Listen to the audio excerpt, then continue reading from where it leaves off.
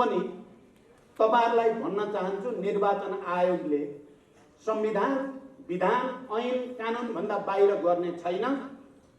हाम्रो पार्टीको नाम र चुनाव चिन्ह चुने हाम्रै हुनेछ। म यो विश्वास तपाईलाई दिलाउन चाहन्छु। यदि त्यसो भएन भने यहाँ कयामत आउँछ भन्छन् नि, यहाँ आँधी हुरी बतास आउँछ।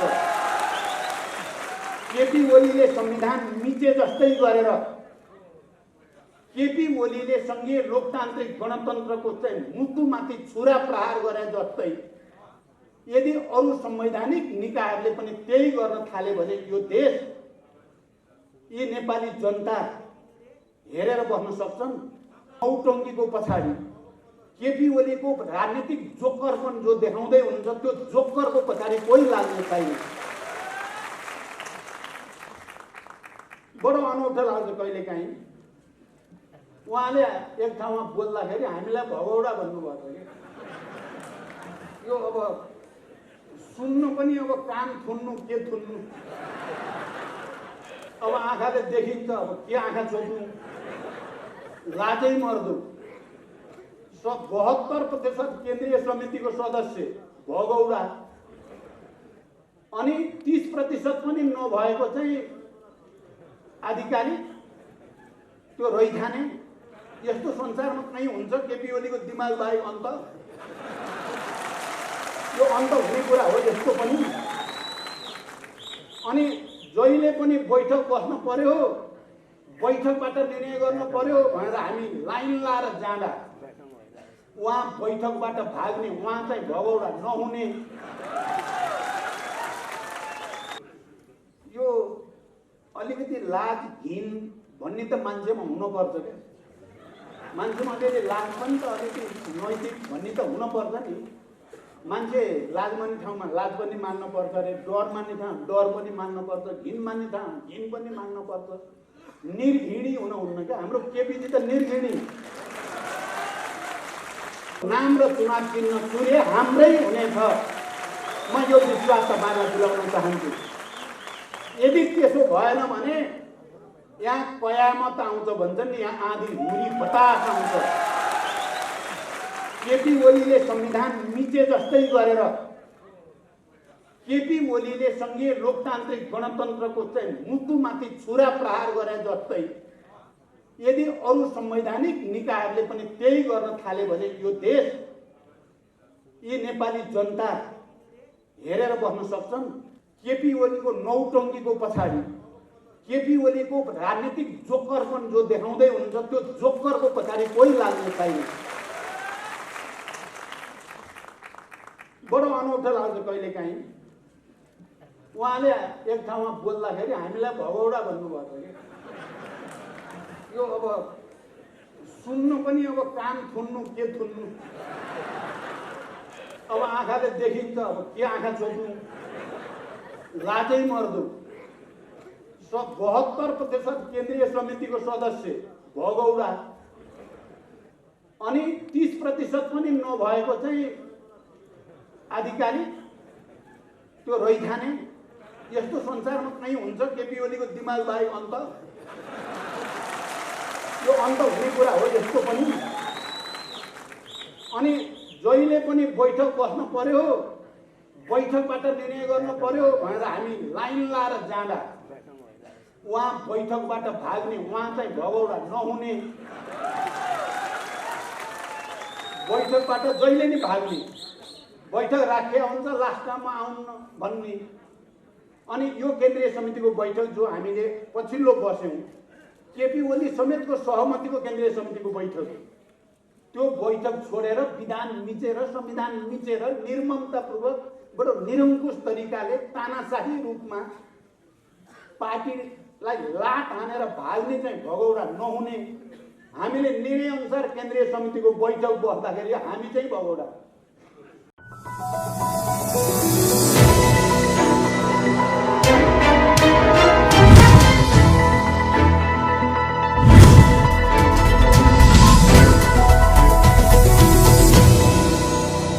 आन्दोलनलाई एउटा परिणाममा पुर्याउने काममा यो जिल्ला राजधानी पनि हुनुको नाताले प्रमुख भूमिकामा रहँदै आएको छ।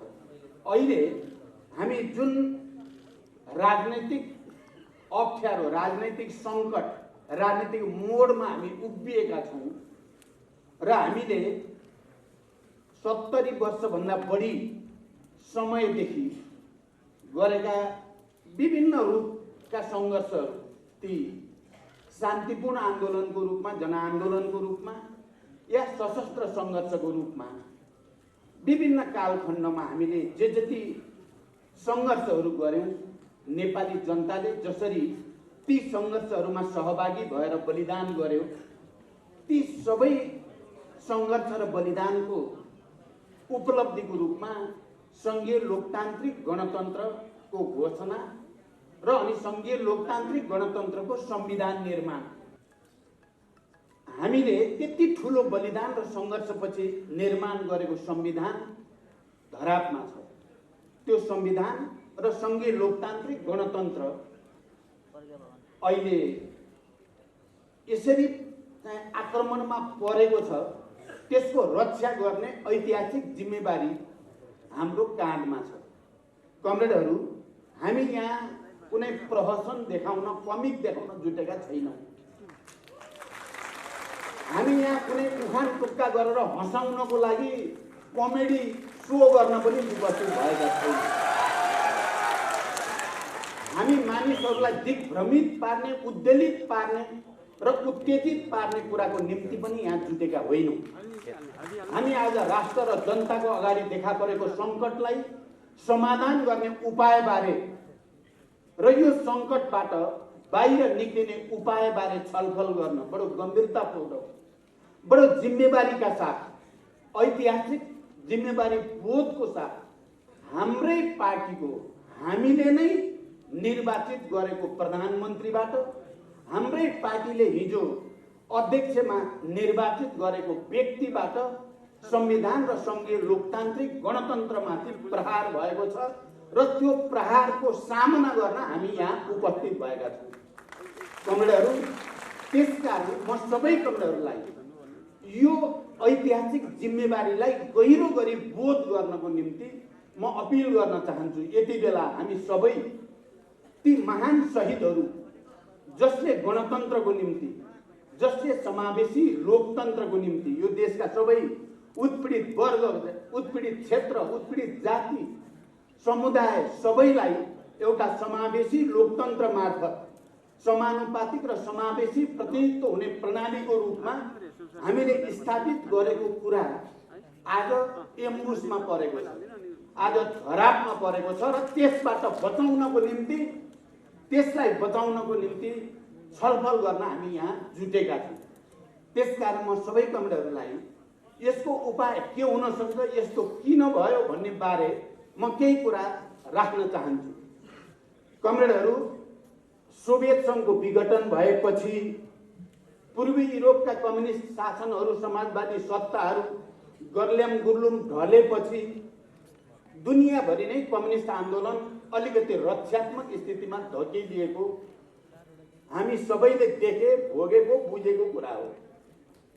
तर नेपाल जस्तो देश दुईटा विशाल छिमेकीहरूको बीचमा आफ्नो सार्वभौम स्वतन्त्रताको रक्षा गर्दै, आफ्नो भौगोलिक अखण्डताको रक्षा गर्दै र यो देशमा श्रमजीवी वर्गको हक हित अधिकारको निम्ति सङ्घर्ष गर्दै कम्युनिस्ट आन्दोलन लोकप्रिय भयो। जति बेला दुनियाँभरि कम्युनिस्ट आन्दोलन रक्षात्मक भएको छ, हामी नेपालमा कम्युनिस्ट आन्दोलन आक्रामक ठाउँमा छौँ र यो कम्युनिस्ट आन्दोलनलाई 21औं शताब्दीको विशेषता अनुसार विश्वमा आएका परिवर्तन, आर्थिक परिवर्तन, राजनैतिक परिवर्तन, सांस्कृतिक परिवर्तन, प्राविधिक परिवर्तन, विज्ञान प्रविधिमा भएको क्रान्ति, अझ त्यसमा पनि मुख्यतः इन्फर्मेसन टेक्नोलोजीमा भएको क्रान्ति समेतलाई मध्यनजर गर्दै र नेपाली विशेषता, नेपालको ठोस वस्तुको ठोस विश्लेषण गरेर यहाँको निम्ति कसरी जाँदा कम्युनिस्ट आन्दोलन लोकप्रिय हुन सक्छ, जनताको भरोसा जित्न सकिन्छ र नयाँ तरिकाले कम्युनिस्ट आन्दोलनलाई सुदृढ गर्न सकिन्छ र नयाँ तरिकाले समाजवाद निर्माणको बाटो कोर्न सकिन्छ भनेर हामीले सोच्यौँ। सोच्ने नेताहरूमध्ये हामी यहाँ छौँ र म हिजो पार्टी एकताको प्रस्ताव गर्दै गर्दा मैले पहिलोचोटि तत्कालीन नेकपा एमालेको अध्यक्ष हुनुको नाताले केपी ओलीसँग पार्टी एकताको प्रस्ताव लिएर गएको पहिलो म नै हो, नेकपा माओवादी केन्द्रको तर्फबाट, त्यसको अध्यक्षको हैसियतले। आज म फर्केर सबै कमजोरलाई त्यसलाई स्मरण गर्न अनुरोध गर्न चाहन्छु। हामीले वाम गठबन्धन गरेर निर्वाचनमा जाने र निर्वाचनपछि पार्टीलाई एउटै बनाउने भन्ने प्रस्ताव मैले लिएर गएको थिएँ र केपी ओलीले म सकारात्मक छु भन्नुभयो। मैले झन्डै आधी घण्टा कुरा राखेको थिएँ। आधी घण्टा यति कारणले अब हामी, किनकि हामी शान्तिपूर्ण प्रतिस्पर्धामा विश्वास गर्ने भयौँ, हामी रुल अफ लमा विश्वास गर्ने भयौँ, हामी बहुदलीय प्रतिस्पर्धामा विश्वास गर्ने भयौँ, शान्तिपूर्ण ढङ्गले समाजवाद निर्माणको प्रक्रियामा विश्वास गर्ने भयौँ। त्यसकारण हामी अब अलग अलग पार्टी खोजिराख्नुको औचित्य छैन, बरु एउटै पार्टी बनेर, विशाल पार्टी बनेर जनताको भरोसा र विश्वास जितेर समाजवादको आधार तयार पार्ने ऐतिहासिक जिम्मेवारी हाम्रो काँधमा छ। मैले जिस्टमा भनेको मलाई अहिले कण्ठै सम्झना छ। मैले त्यो भनेपछि केपीजीले म सकारात्मक हुन्छु भन्नुभएको थियो र त्यसपछि हामी सबैलाई थाहा छ, आश्विन 17 गते हामीले राष्ट्रिय सभागृहबाट वाम गठबन्धनको घोषणा गर्यौं र छिटै पार्टी एकता गरिनेछ भन्ने कुरा पनि घोषणा गर्यौं। देशैभरि आम कम्युनिस्ट कार्यकर्ता, आम कम्युनिस्ट समर्थक जनसमुदाय र विश्वभरि छरिएका नेपालीहरूमा पनि एउटा नयाँ उत्साह, एउटा नयाँ उमङ्ग, एउटा नयाँ ऊर्जा, अब यो देशमा केही हुन्छ, अब कम्युनिस्ट आन्दोलनले देशको नेतृत्व गर्छ, देशमा राजनीतिक स्थायित्व पनि हुन्छ, देशमा आर्थिक विकास र समृद्धि पनि हुन्छ, गरिब निमुखाहरूले, श्रमजीवी जनताले अब दलाल र नोकरसाहेब पुँजीपतिहरूको शोषण अत्याचारबाट मुक्ति पाउने दिन छिटै आउँछ र देशमा सामाजिक न्याय सहित राष्ट्रिय पुँजीको विकास गर्दै समाजवादतिर जाने बाटो बन्छ भन्ने विश्वास सर्वत्र छायो र त्यो विश्वास निर्वाचनको माध्यमबाट जनअनुमोदित हुन पुग्यो। जनताले अनुमोदन गर्यो। यो ठिक छ, तिमीहरूले गठबन्धन गरेर चुनाव लड्ने कुरा पनि ठिक छ र दुईटा मूलभूत कम्युनिस्ट पार्टीहरू, मूलभूत धाराको प्रतिनिधित्व कम्युनिस्ट गर्ने कम्युनिस्ट पार्टीहरू एकताबद्ध हुने कुरा पनि ठिक छ भनेर जनताले पनि अनुमोदन गर्यो, कार्यकर्ताले पनि अनुमोदन गर्यो। दशकौंदेखि एकअर्कामा बोलचालै नगर्ने नेता कार्यकर्ताहरू पनि चुनावी प्रचार अभियानको 10 दिनमा 10औं वर्ष पुराना घनिष्ठ कमरेड जस्तो गरिकन हामीले काम गर्यौं। कमरेडहरू, त्यति बेला हामीले पार्टी एकता गर्दा अहिले कतिपय मानिसहरूले भन्ने गर्छन् सायद पर्याप्त तयारी नभइकन गरेको एकता भएको हुनाले पो यस्तो स्थिति आएको हो कि पार्टी एकता गर्दा विचारमा, पार्टी एकता गर्दा राजनीतिक मुद्दाहरूमा, संगठनात्मक विधि पद्धतिको प्रश्नमा अलि धेरै छलफल गरेर गरेको भए यस्तो हुँदैन थियो कि पनि कतिपयले भन्ने गर्छन्, तर मैले त्यसलाई सही मान्दिनँ। हामीले ठोस वस्तुको ठोस विश्लेषण, परिस्थिति के छ देशको र कुन परिस्थितिमा कस्तो कदम चाल्दा जनताले र राष्ट्रले स्वीकार गर्छ र इतिहासमा अमर भएर जान्छ भन्ने कुरा विचार गर्नुपर्ने हुन्छ। र मेरो विचारमा त्यति बेला हामीले जे गर्यौं, हामी नेताहरूले दुवैतिरका त्यति बेला स्थायी कमिटी, केन्द्रीय कमिटीले अनुमोदन गरेर यो पार्टी एकता गर्नु ठिक छ मात्रै भनेनौं। हामीले पार्टी एकताको घोषणा गर्ने बेलामा विचारमा हामीले पर्याप्त संवेदनशीलता र पर्याप्त गम्भीरता नदेखाएको भन्ने मलाई लाग्दैन। हामीले तपाईहरुले हेर्नु भएको छ पार्टी एकता गर्दा हामीले जेमा सहमति गरेर हस्ताक्षर गरेका छौं त्यो हस्ताक्षर गर्दा हामीले विचारमा हामी सबैलाई कन्ठै पनि छ हामीले मार्क्सवाद लेनिनवाद हाम्रो निर्देशक सिद्धान्त हुनेछ भन्ने कुरा बडो प्रष्टसँग भनिएको छ। हामीले शान्तिपूर्ण रूपमा बहुदलीय प्रतिस्पर्धा मार्फत समाजवादको आधार तयार पार्ने कुरा प्रष्टसँग भनिएको छ। तत्कालको राजनीतिक कार्यदिशा के हुने भन्ने बारेमा तत्कालको राजनीतिक कार्यदिशा समाजवाद उन्मुख जनताको जनवाद हुने भन्ने कुरा प्रष्टसँग लेखिएको छ, हस्ताक्षर गरिएको छ। र विगतको समीक्षा कसरी गर्ने भन्नेमा तत्कालीन साबिक नेकपा एमालेको जनताको बहुदलीय जनवादको उच्च मूल्याङ्कन गरिएको छ। कमरेड मदन भण्डारीको भूमिकाको पनि उच्च मूल्याङ्कन गरिएको छ। त्यसले नेपालको राजनीतिक परिवर्तनमा खेलेको भूमिकालाई स्वीकार गरिएको छ, आत्मसात गरिएको छ। र मदन भण्डारी र जनताको बहुदलीय जनवादले सोभियत संघको विघटन र दुनियाँभरि प्रतिक्रान्तिको हावा चलेको बेलामा नेपालमा कम्युनिस्ट आन्दोलनलाई लोकप्रिय बनाउन, जनव्यापी बनाउन महत्त्वपूर्ण भूमिका खेल्यो भनेर त्यसलाई स्वीकार गरिएको छ भने त्यसैगरी माओवादी आन्दोलन र 21औं शताब्दीमा जनवाद सम्बन्धी अवधारणाको पनि उच्च मूल्याङ्कन गरिएको छ। नेपालका सबै उत्पीडित वर्ग समुदायमा राजनीतिक जागरण ल्याउन माओवादी आन्दोलनले महत्त्वपूर्ण भूमिका खेल्यो र देशमा संघीय लोकतान्त्रिक गणतन्त्रको आधार तयार पार्न माओवादी आन्दोलनले मुख्य भूमिका खेल्यो भन्नेमा कमरेड केपी ओलीले त्यति बेला हस्ताक्षर गर्नुभएको छ र मैले पनि हस्ताक्षर गरेको छु। त्यसपछि संयोजन समितिका कमरेड माधव नेपाल लगायतका नेताहरूले पनि त्यसलाई हामीले अनुमोदन गरेका छौँ। त्यसकारण यो आरोप कि हामीले विचारलाई ध्यानै नदिकन हतरपतरमा एकता गरेको हो कि भन्ने कुरा सत्य होइन।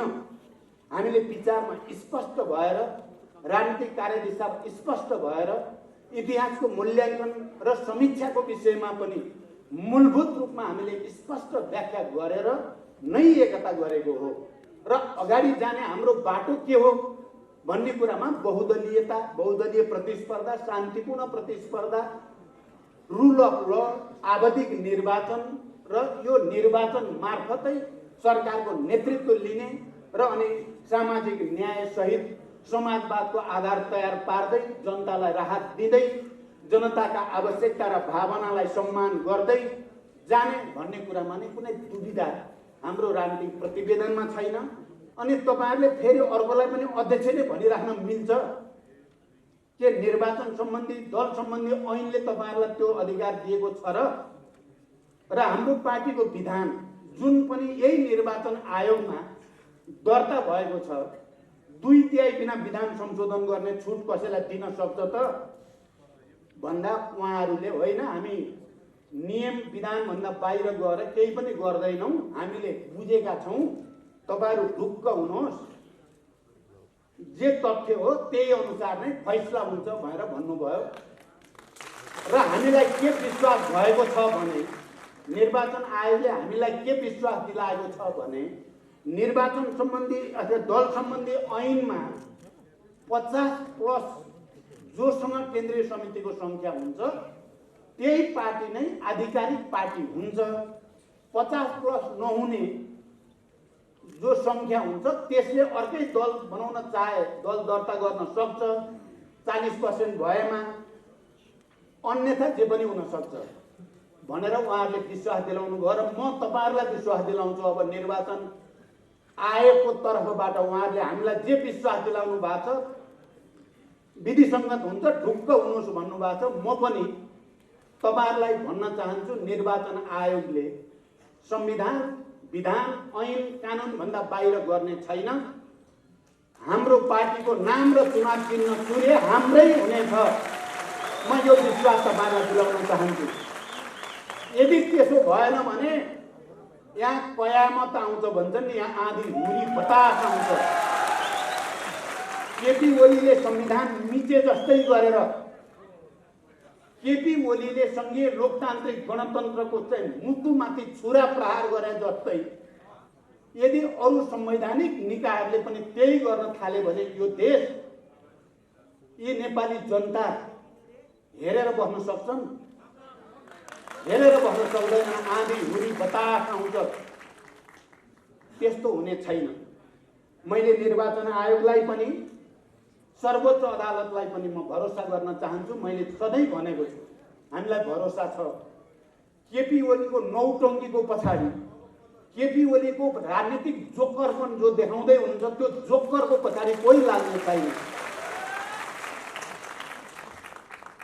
बडो अनौठो लाग्छ कहिलेकाहीँ। उहाँले एक ठाउँमा बोल्दाखेरि हामीलाई भगौडा भन्नुभएको थियो। यो अब सुन्नु पनि, अब कान थुन्नु के थुन्नु, अब आँखाले देखिन्छ, अब के आँखा छोप्नु, लाजै मर्दो। 72% केन्द्रीय समितिको सदस्य भगौडा, अनि 30% पनि नभएको चाहिँ आधिकारिक, त्यो रैथाने। यस्तो संसारमा कहीँ हुन्छ? केपी ओलीको दिमाग बाहेक अन्त? यो अन्त हुने कुरा हो यस्तो पनि। अनि जहिले पनि बैठक बस्नु पर्यो, बैठकबाट निर्णय गर्नु पर्यो भनेर हामी लाइन लाएर जाँदा उहाँ बैठकबाट भाग्ने, उहाँ चाहिँ भगौडा नहुने, बैठकबाट जहिले नि भाग्ने, बैठक राखेको हुन्छ लास्टमा आउनु भन्ने। अनि यो केन्द्रीय समितिको बैठक जो हामीले पछिल्लो बस्यौँ, केपी ओली समेतको सहमतिको केन्द्रीय समितिको बैठक, त्यो बैठक छोडेर विधान मिचेर, संविधान मिचेर, निर्ममतापूर्वक बडो निरङ्कुश तरिकाले तानाशाही रूपमा पार्टीलाई लात हानेर भाग्ने चाहिँ भगौडा नहुने। हामीले निर्णय अनुसार केन्द्रीय समितिको बैठक बस्दाखेरि हामी चाहिँ भगौडा। यो अलिकति लाज घिन भन्ने त मान्छेमा हुनुपर्छ क्या। मान्छेमा अलिअलि लाज पनि त, अलिकति नैतिक भन्ने त हुनुपर्छ नि। मान्छे लाज मान्ने ठाउँमा लाज पनि मान्नुपर्छ अरे, डर मान्ने ठाउँ डर पनि मान्नुपर्छ, घिन मान्ने ठाउँ घिन पनि मान्नुपर्छ। निर्घिणी हुनुहुन्न क्या। हाम्रो केपीजी त निर्घिणी, लाजै मर्दो। तर फेरि यो झुटो सुटो कुरालाई होके भने जस्तो पार्न सक्ने क्षमता चाहिँ केपीमा रहेछ। त्यो पनि एउटा अनौठो छ हेर्नु। त्यो त हुँदै आएको थियो। जहिले नि उहाँले विचित्र विचित्र कुरा भनेर मान्छेलाई हो कि जस्तो बनाउनु खुसी पाए। बिहान 11 बजे वामदेवजीलाई बोलाउनु भयो, तर अबको अध्यक्ष तपाईँ नै हो कमरेड, प्रधानमन्त्री नै अब तपाईँ नै हो, मैले अरू देखिनँ भन्नुभएको छ। उही दिन क्या, उही दिन, अरू दिनको त छँदै थियो। अनि 1 बजे माधव कमरेडलाई बोलाएर तपाईँ नै अभिभावक हो हाम्रो, तपाईँ उभिदिनु पर्यो, अब अध्यक्ष पनि तपाईँ नै हो, प्रधानमन्त्री पनि तपाईँ नै हो भनेर उहाँलाई भन्नुभएको छ। 1 बजे 4 बजे म गएको, मैले त एमाले भित्र नेता नपाएर तपाईँलाई ल्याएको भन्नुभयो मलाई। कस्तो सकेको हो, सकेको देखेर पनि म त ताजुब मान्छु क्या। कस्तो सकेको कसरी थियो यस्तो गर्नु। हामी त सक्दैनौँ, हामी त लाज पनि लाग्छ, डर पनि लाग्छ, यस्तो गर्न पनि भन्ने लाग्छ। उहाँलाई त दुध भात खाए जस्तो क्या, ढाकढुक गर्न, छलछान गर्न, ठकठाक गर्न, यस्तो गर्नुहुन्छ उहाँले। अब अहिले उहाँले भन्नुहुन्छ क्या, बडो चाहिँ अनौठो कुरा, पार्टीले मलाई काम गर्न नदिएको हुनाले संसद भङ्ग गर्न परेको भन्ने तर्क छ नि। पार्टीले मलाई घेराबन्दी गरेकोले के को घेराबन्दी गरे उहाँले प्रमाणसहित भन्न सक्नुहुन्छ? पार्टीले सरकारबाट उहाँले गर्न खोजेको कुन काममा बाधा हाल्यो, एउटा मात्रै प्रमाण दिनुहोस्। म केपी ओलीलाई चुनौती दिन चाहन्छु यो मञ्चबाट, एउटा प्रमाण। पार्टीको जो निर्णयले, पार्टीका यी नेताहरूले मलाई यो राम्रो काम गर्न खोज्दा दिएनन् भनेर एउटा प्रमाण पेश गर्न म चुनौती दिन चाहन्छु केपी ओलीलाई। बरु पार्टीले यसो गरौँ भन्दा त्यो नगरिकन उल्टो गरे हुनाले बिग्रिएको हो भन्ने म स्पष्ट रूपमा राख्न चाहन्छु। तपाईहरुलाई भन्न चाहन्छु, निर्वाचन आयोगले संविधान, विधान, ऐन, कानुन भन्दा बाहिर गर्ने छैन।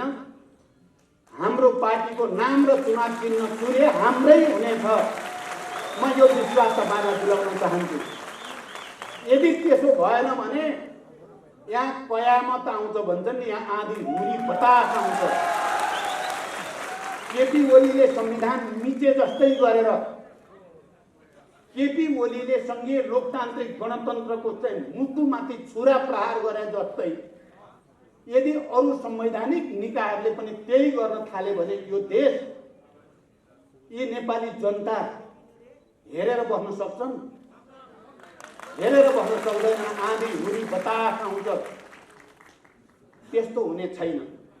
मैले निर्वाचन आयोगलाई पनि सर्वोच्च अदालतलाई पनि म भरोसा गर्न चाहन्छु। मैले सधैँ भनेको छु, हामीलाई भरोसा छ। केपी ओलीको नौटङ्कीको पछाडि, केपी ओलीको राजनीतिक जोकरपन जो देखाउँदै हुनुहुन्छ, त्यो जोकरको पछाडि कोही लाग्ने छैन। बडो अनौठो लाग्छ कहिलेकाहीँ। उहाँले एक ठाउँमा बोल्दाखेरि हामीलाई भगौडा भन्नुभएको थियो। यो अब सुन्नु पनि, अब कान थुन्नु के थुन्नु, अब आँखाले देखिन्छ, अब के आँखा छोप्नु, लाजै मर्दो। 72% केन्द्रीय समितिको सदस्य भगौडा, अनि 30% पनि नभएको चाहिँ आधिकारिक, त्यो रैथाने। यस्तो संसारमा कहीँ हुन्छ केपी ओलीको दिमाग बाहेक अन्त? यो अन्त हुने कुरा हो यस्तो पनि। अनि जहिले पनि बैठक बस्नु पर्यो, बैठकबाट निर्णय गर्नु पर्यो भनेर हामी लाइन लाएर जाँदा उहाँ बैठकबाट भाग्ने, उहाँ चाहिँ भगौडा नहुने, बैठकबाट जहिले नि भाग्ने, बैठक राखेको हुन्छ लास्टमा आउनु भन्ने। अनि यो केन्द्रीय समितिको बैठक जो हामीले पछिल्लो बस्यौँ, केपी ओली समेतको सहमतिको केन्द्रीय समितिको बैठक, त्यो बैठक छोडेर विधान मिचेर, संविधान मिचेर निर्ममतापूर्वक बडो निरङ्कुश तरिकाले तानाशाही रूपमा पार्टीलाई लात हानेर भाग्ने चाहिँ भगौडा नहुने। हामीले निर्णय अनुसार केन्द्रीय समितिको बैठक बस्दाखेरि हामी चाहिँ भगौडा। यो अलिकति लाज घिन भन्ने त मान्छेमा हुनुपर्छ क्या। मान्छेमा अलिअलि लाज पनि त, अलिकति नैतिक भन्ने त हुनपर्छ नि। मान्छे लाज मान्ने ठाउँमा लाज पनि मान्नुपर्छ अरे, डर मान्ने ठाउँ डर पनि मान्नुपर्छ, घिन मान्ने ठाउँ घिन पनि मान्नुपर्छ। निर्घिणी हुनुहुन्न क्या। हाम्रो केपीजी त निर्घिणी, लाजै मर्दो। तर फेरि यो झुटो सुटो कुरालाई हो के भने जस्तो पार्न सक्ने क्षमता चाहिँ केपीमा रहेछ। त्यो पनि एउटा अनौठो छ हेर्नु। त्यो त हुँदै आएको थियो। जहिले नि उहाँले विचित्र विचित्र कुरा भनेर मान्छेलाई हो कि जस्तो बनाउनु खुसी पाए। बिहान 11 बजे वामदेवजीलाई बोलाउनु भयो, तर अबको अध्यक्ष तपाईँ नै हो कमरेड, प्रधानमन्त्री नै अब तपाईँ नै हो, मैले अरू देखिनँ भन्नुभएको छ। उही दिन क्या, उही दिन, अरू दिनको त छँदै थियो। अनि 1 बजे माधव कमरेडलाई बोलाएर तपाईँ नै अभिभावक हो हाम्रो, तपाईँ उभिदिनु पर्यो, अब अध्यक्ष पनि तपाईँ नै हो, प्रधानमन्त्री पनि तपाईँ नै हो भनेर उहाँलाई भन्नुभएको छ। 1 बजे 4 बजे म गएको, मैले त एमाले भित्र नेता नपाएर तपाईँलाई ल्याएको भन्नुभयो मलाई। कस्तो सकेको हो, सकेको देखेर पनि म त ताजुब मान्छु क्या। कस्तो सकेको कसरी थियो यस्तो गर्नु। हामी त सक्दैनौँ, हामी त लाज पनि लाग्छ, डर पनि लाग्छ, यस्तो गर्न पनि भन्ने लाग्छ। उहाँलाई त दुध भात खाए जस्तो क्या, ढाकढुक गर्न, छलफल गर्न, ठकठाक गर्न, यस्तो गर्नुहुन्छ उहाँले। अब अहिले उहाँले भन्नुहुन्छ क्या, बडो चाहिँ अनौठो कुरा, पार्टीले मलाई काम गर्न नदिएको हुनाले संसद भङ्ग गर्न परेको भन्ने तर्क छ नि।